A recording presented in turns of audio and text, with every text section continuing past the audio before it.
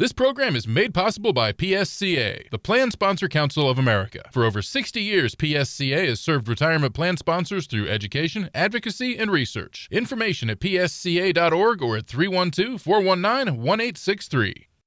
Welcome to this episode of Money Sense. I'm your host, Anthony Contrucci. The new three-legged stool in life, as it pertains to total wellness, consists of financial wellness, physical wellness, and behavioral wellness. Money Sense was created to help our viewers begin to create a plan for their own financial wellness. Studies have shown that financial stress can lead to illness, reduced productivity, and increased distraction. This series brings together experts to take a common sense approach to helping people better understand a variety of financial wellness topics. Each week, you will meet and hear from industry leaders who will explain the basic concepts you need in order to find your own sense of financial well-being. This week, we will be covering why you should budget and how to create a financial plan. Hello, and welcome to Money Sense, a show dedicated to helping you increase your financial wellness and achieve your future goals. I'm William Lowe, Chancellor of Indiana University Northwest.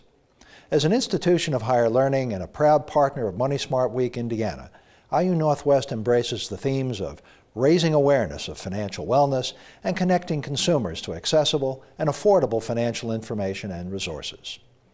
Budgeting and financial planning, the topics of today's show, are the foundation of one's future. Understanding the importance of and applying these skills helps households to systematically plan for their futures while at the same time preparing them for the many unplanned life events. According to a survey conducted by the Council for Economic Education, in 2010, more individuals nationally filed for bankruptcy than graduated from college. As an educator and citizen, this is very troubling and signals a great need to further educate our nation and in particular our youth about personal finances. Free financial resources like this program and so many others offered in Northwest Indiana exist solely to help you. And it never hurts to be reminded that disaster does not discriminate. It does not make distinctions by ethnicity, age, gender, or socioeconomic status. Plan for your future. Develop a budget and build a solid financial plan so that you can position yourself and your household for your greatest level of security and success. Thank you. Today my guests are Alejo Torres and John Gibson. Alejo Torres is the Senior Outreach Manager for the Federal Reserve Bank of Chicago. His chief responsibility is coordination of financial education initiatives and programs, particularly Money Smart Week, held annually in about 45 states. John Gibson is the Director of Graduate and Undergraduate Programs at the School of Business and Economics at Indiana University Northwest. Additionally, he serves as the Director of the Center for Economic Education at IU Northwest. Welcome. Thanks for having me. Thanks for joining us today. Well, I'd like to kick it off, maybe a question for Alejo. What are the bases of putting together a financial budget?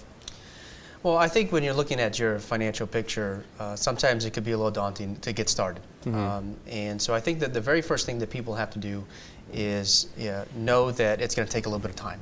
Right. But certainly the first steps in putting together your budget is obviously looking at all of the income you have coming in, right? So you look at your pay stubs, your net pay, any other side income you have, versus the expenses, right? You know, looking at your mortgage, your utility bills, looking at those fixed expenses first.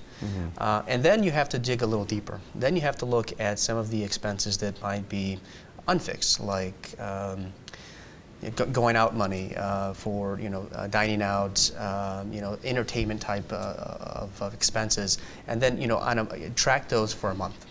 And then you have a picture of what your income is versus your expenses. And then from there, at least you have the baseline information to start setting goals to save and invest any extra money that you can. Okay. So what you're saying is basically analyze what funds are coming in, the monies that are coming in, the monies that are going out every week, every month that are fixed, and then to analyze once that's looked at, what's variable, what you as the individual or the family have control over, correct? Absolutely, yeah. And at that point, you can analyze and decide, okay, where can we cut and where can we redirect some funds that maybe were just being spent or slipping away to perhaps saving and investing to make more money and invest wisely. Got it. Excellent. So I hear a lot about, obviously, budgeting, and then I hear a lot about financial planning. are they one and the same? And maybe you could take a stab, John, at speaking to maybe the financial planning side of things. Sure. I think the budgeting is more, I think, day to day and month to month or week to week.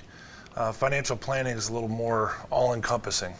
Okay, so financial planning can cover everything from just your budget, paying for your fixed expenses like your mortgage or your rent and your utilities, your cable bill and things like that, all the way to managing risk through your insurance purchases, planning for retirement, setting aside money to save for like a major purchase or possibly go on a vacation.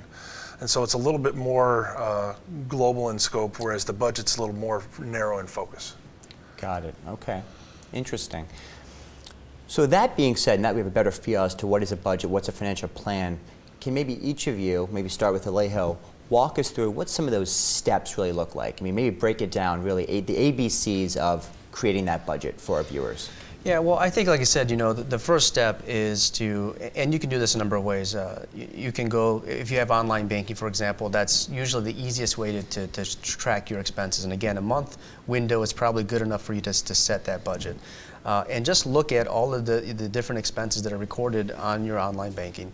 And then you start to dividing them up, which ones are fixed, which ones are not fixed.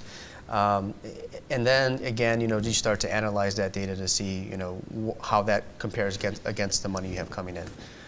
So I think that's the number one step. I mean, there's a lot of online budgeting tools that are available for folks as well. Mint.com comes to mind. Budgetsimple.com, where these are free online resources where people can use the tools that they have created on these websites to help them do that. And some of the larger financial institutions, they have some of those tools built into the online banking, but you can go to these outside sources as well.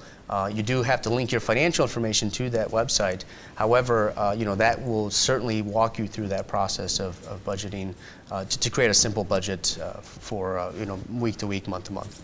So that's interesting. So these tools then basically are there to help you kind of take all of your financial data from various sources and put it into one location so you can better manage your basic budgeting? Absolutely, and a lot of people find that much simpler and easier, again, if you have that online website structure that is helping you do that, and it just tells you step by step on how to do it. But I think you don't have to use those tools. You can use a simple spreadsheet. But again, it's just going to take a little bit more of your time to investigate what your expenses are versus your income, and then making those financial decisions as to where you can cut, and deciding how much you can save.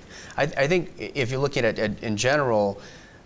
Experts say, it varies, but the one I like is 50% of your income should go towards your needs, your fixed, expenses, and then 30% should go to, kind of those entertainment or non-fixed expenses, and then 20% to saving or investing. So that's a general rule of thumb. Not everyone's going to be at those percentages right away. Right.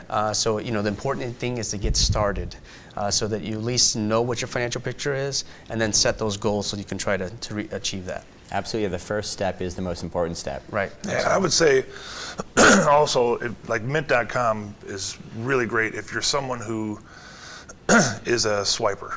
Okay. Right. So if you do everything with your debit and or bank cards, it's great because it just pulls all of your spending in. It'll even pull in all of your fixed costs, your variable, everything's there. Everything. If you're more of a cash person, there's nothing wrong with having a journal, like a spending journal, and it's a great way to start because, or even if you are a swiper, you might want to have a spending journal because you might be really surprised at what you're spending money on. Every time you go through a Starbucks, you write it down. When you go through a drive-through, write it down. When you're at your favorite store, whether it's Target or Walmart or some department store, write down those little couple extra things you buy when you're standing in line, and then look at them at the end of the month, and you'd be surprised how much money you might be spending on things that you felt you really didn't know. And so with budget creation, I think that's really important, is to kind of get that sense of where is my money actually going? You know, most of us look at things like, we know that we have a mortgage and we have all of these other bills that we pay. But the entertainment stuff, you know, when we're out, you go to the movies, well, do you buy something at the snack counter? Right, popcorn, the soda, the candy for the kids potentially. Yeah, so you might budget, you know, $50 to take the family to the movies, but without knowing it, you may spend $60, $75, and that's something that is already spent and it can't go to something else. Well, it's interesting you say that, because I know I've kind of done that exercise myself with my family, and it's really those little things, to your point, that at the end of the month, they add up. Yeah. And I think sometimes we fail to realize how those little purchases or those little expenses are the ones that really kind of nip us in the bud at the end of the day. And I think, you know, another concept that I've heard of is, you know, the time value of money. And I think that same concept we're talking about those small purchases, those small expenses, really applies to the time value of money. Can you share with our viewers, you know, why the time value of money is so important, specifically as it pertains to, you know, financial planning? Oh, absolutely. The money has a value over time.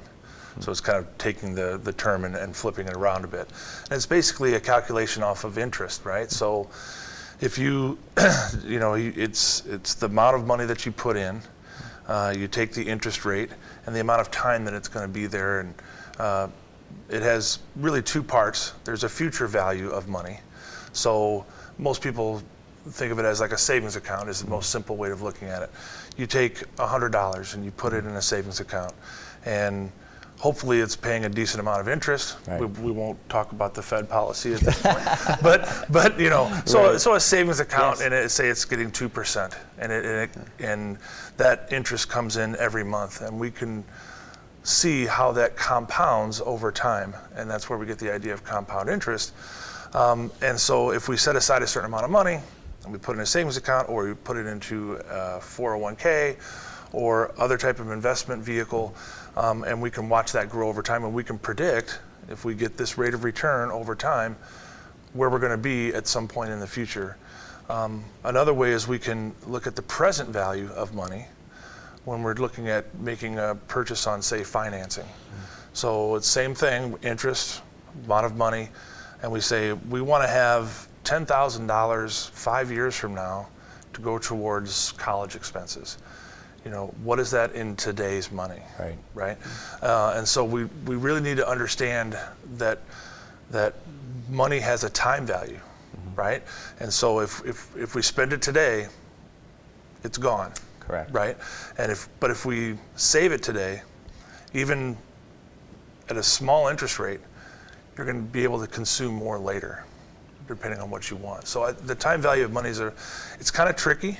I can tell you as someone who teaches the stuff even at the university level, it can be a little challenging, but once you get the hang of it, and spreadsheets like Excel, you know, a lot of folks have Microsoft Office or something like that.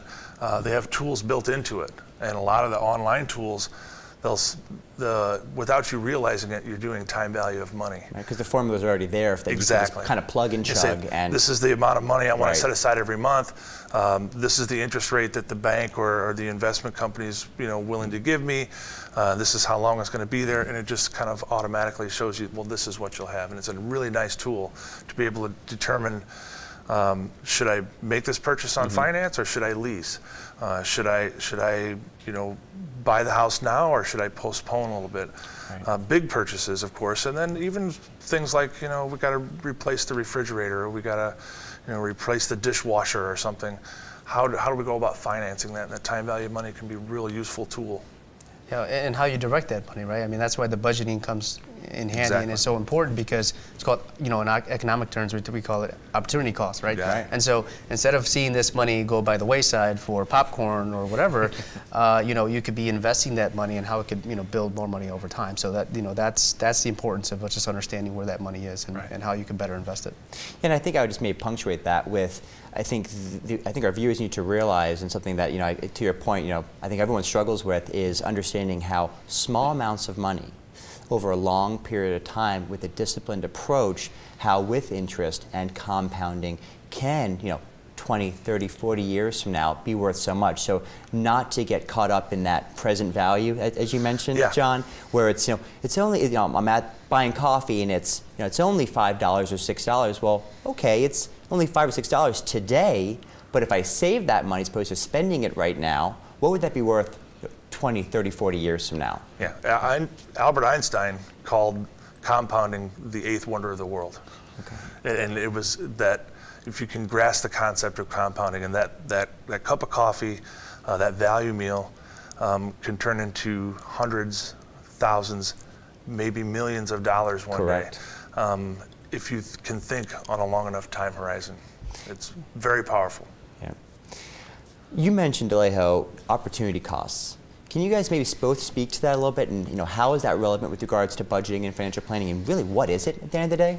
Yeah, in layman's terms, I think it's just looking at how to spend money one way versus another, right? Okay. So in the way we're talking about it, and again, instead of letting that money slip through your fingers every day, how can you put it into a savings account, which you're right, the interest rates are not so great for that right now, or a CD, or when you accumulate enough to maybe put it into the stock market, you invest that money, and again, then you're looking at that long-term picture of how that can really build some wealth over time. So I say the assessor is looking at that, whether it's being spent or how I'm going to invest and make it grow. Okay. Yeah, I think one way, there's a lot of time when you use the word cost, you think money, right, or some kind of tangible asset. But I think a good way to look at it, and for people to kind of wrap their brain around it, is think about your personal time, right? So we only have so much time in a day. And now with all of the technology that's supposed to be making our lives better, we're getting all these emails and everything's time constrained. So we only have so much time in a day. We could read, we can work, we can watch TV, but when you decide to work, that's less time you have for leisure. Right. And so the cost of you choosing to work is less leisure. Or when you watch TV at night, the cost is not reading a good book or whatever. Okay. And so when we go and we apply it to the financial realm, just like Alejo was saying, we can spend money today, and we can, I don't know why I keep coming back to value meals and Starbucks, but I think that's how a lot of people live their daily lives. You don't even think about it, and you go through and so if you spend something today, you can't spend it tomorrow. So that's the opportunity cost. If you save today, if you say, you know what, I'm going to make my coffee at home today, right? I'm going to save that $2, $3, $4, depending on your taste, $5 or $6 on coffee. Then, tomorrow I still have that $5. Right. And if I invest it in a CD or in a savings account or wherever, now that $5 becomes $5.23, and that compounds to $5.48, and every day that goes by, we have more and more money that we can put towards other things to consume. So it sounds like, financial success at the end of the day, or really success with anything, really comes down to a discipline. And I think also understanding that it's not just about the big things, right? Yeah. Saving the $100 or the $1,000. It's the small things too. Again, it's the $5 here. I know something we'll do with my family is, maybe we're passing a place where we can get coffee, and we're 10 minutes or 20 minutes from our house, and I say, you know what? Let's save the, by the time it's you, your spouse, your kids, by the time we're done spending the money there, let's just wait and we'll get that snack at home. Now you just save $10, which to your point, opportunity cost, that can make a big impact. And I think it's a great thing with kids when you have that type of situation to say, oh hey, let's have a snack, let's make this at home. Of course, now you've got a great family activity where you're all engaged with each other, but also the next day or the next week and say, hey, remember when we decided not to stop to get whatever? Hey, let's go and do this. And you take that $10 or say, hey, how about picking out a new toy? We're talking to little guys or whatever. And remember when the reason we're able to do this now is because we postponed it then. Back then. I like that. And it really works. It helps with the little ones in particular, because I'm a big proponent of, I think you can start real young, pre-kindergarten, and teaching some of these things, and it's about repetition.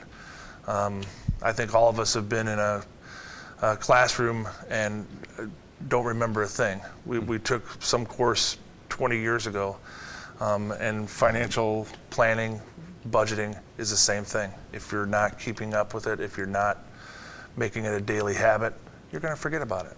Yeah, so I mean, one thing I know I do with my children, and again, I agree with you, I think you can start at really any age, is something as simple as, for our viewers, instead of saying, hey, my son says, I want a cookie. Okay, you want a cookie? Well, you can have this cookie now, or if you wait till tonight, you can have 2 cookies. So again, it's understanding that, almost that time value of cookies, or money, where you're saying, let's put this off, and if you wait, you'll get 2 tomorrow. Right. With that being said, any other ideas you guys have maybe for the parents watching, joining us today, for their kids, maybe some simple concepts they can apply at an earlier age? Well, I think you hit the nail on the head, is just trying to delay that gratification, right? Okay. There's a lot of, that marshmallow test, I think, is, the cookie, the original test was the marshmallow test, right? And, and in fact, there's a lot of, things that you can learn from a person, whether or not they take that first marshmallow or they have, 2 later. But I think that's what it is, the delayed gratification, just making them understand that things cost money. I have 2 young ones at home, and it's hard for them to understand where money comes from and how you just swipe a card and boom, you have a new toy. So, I think those messages about, well, let's maybe ask for that for your birthday, let's ask for that for Christmas, things like that, and just trying to make them understand that you can't always have what you want all the time, And so when you're example of that and you're doing that in your daily financial life, and then showing them how you're doing that, that they can understand and try to replicate that. Leading by example. Yeah, right, exactly. We have a couple minutes left, and I think some of our viewers are sitting out there, and maybe they're doing pretty well. What do you have to say to that person, that family that says, hey, I think I'm already managing my finances okay, but they're not really budgeting or not really doing comprehensive financial planning? What would you say to them? Well, I think real quickly, I would say, there's still, a great value in looking at where you're spending money because of the opportunity cost of how you can reinvest that money. So thinking of it that way, you could be making so much more money if you went through the exercise. Now, it's tough. It's not easy. You do have to stay on top of it. If you want to, look at your expenses for a month, if you want to journal things. But the important thing is just getting started, right? And so I think that. But and it sounds like, Alejo, to get started as soon as possible. Absolutely. Because with things like we're talking about today, that time value of money, it sounds like the more time you have, the better position you're going to be in the future for that success. Save early and often. Start in your 20s. Start, as soon as you can. I would also add, like, for a family who's like, you know what, we're doing really well, is sit down and take a Saturday and do a balance sheet on yourself and on your family. So what assets do we have? What liabilities do we have? To get an idea of what's our true net worth. To really sit down and say, we've got this life insurance policy and we've got these investments, and take an inventory basically of what we have, and then maybe also do an income statement on yourself, right? And take a look at where the money's coming in, where the money's going out, and take a look at the goals. Say, wouldn't Europe be great if we could go on a European vacation, or go on some great vacation out west, or to start saving for that. Absolutely. Yeah. No, that's great counsel. Really good advice. Well, thank you, gentlemen, so very much for your time today. That was wonderful, and I know I feel more informed, so great. It's great. Thank you. Thank you. Thanks. And thank you for joining us today. I hope you had as much fun as we have. We look forward to seeing you next time for a new episode of Money Sense. I'm your host, Anthony Contrucci, and remember, we always try to make finance fun. This program is made possible by PSCA, the Plan Sponsor Council of America. For over 60 years, PSCA has served retirement plan sponsors through education, advocacy, and research. Information at psca.org or at 312-419-1863.